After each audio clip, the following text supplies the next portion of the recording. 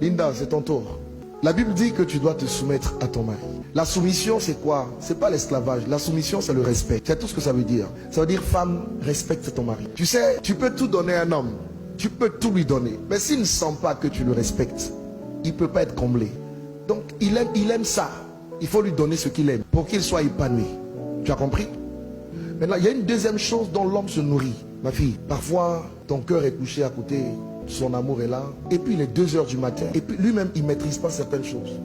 Il se retrouve dans ses conditions normales, c'est pas anormal, normales de température et de pression. Et il va dire, mon amour, quand il dit mon amour à 2 h du matin, comment tu réponds? Oui, mon cœur. Ça peut lui arriver d'être dans les mêmes conditions à 5 h du matin. Comment tu réponds?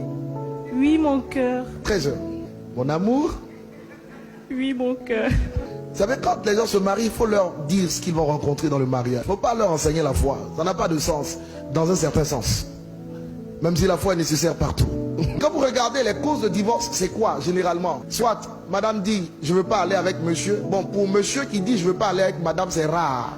Madame dit je ne vais pas avec lui 1 an, 2 ans, 3 ans. Et vous avez la cause du sexe qui est la cause majeure.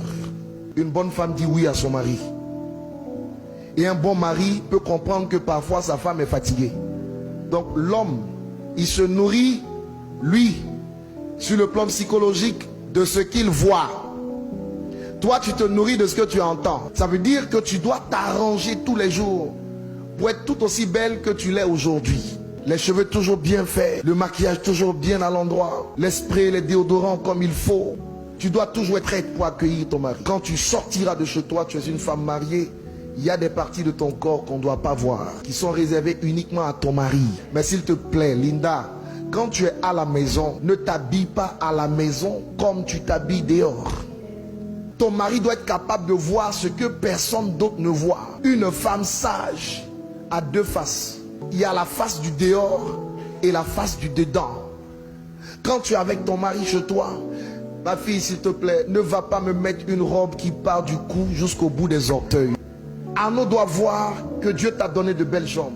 Arnaud doit voir des choses que personne d'autre ne peut voir. Et il doit se réjouir en voyant ces choses. N'oublie pas, il fonctionne par les yeux.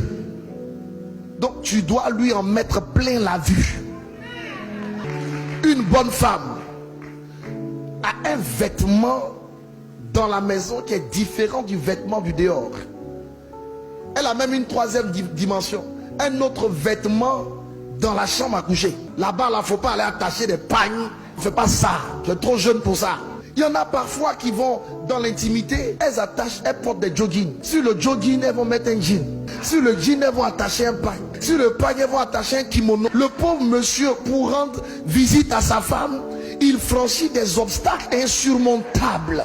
Il y a des vêtements adaptés. Et tu les connais. Les nuisettes et tout ce qui va avec. Tu vois, aujourd'hui tu es entré dans le mariage, c'est une victoire. Mais rester dans le mariage, c'est un autre championnat qui commence.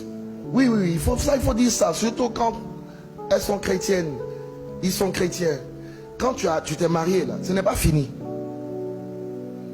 C'est une victoire que tu as acquise, mais il y a un autre combat dedans. Voilà, donc il faut agir de façon sage pour rester dans cette victoire.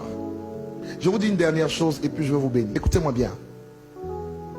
Arnaud, pour que tu puisses gagner ta femme, il faut gagner son cœur. Aimer, c'est gagner son cœur.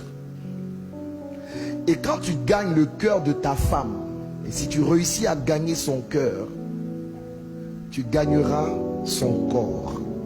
Ne cherche pas à gagner le corps si tu n'as pas gagné le cœur. Linda, tu veux gagner le cœur de ton mari? Ne cherche même pas à gagner le cœur. Gagne le corps et tu auras le cœur. On ne se marie pas pour être heureux. On se marie pour rendre l'autre heureux. Et si tu le rends heureux et qu'il te rend heureuse, vous vous rendez heureux. Vous êtes heureux.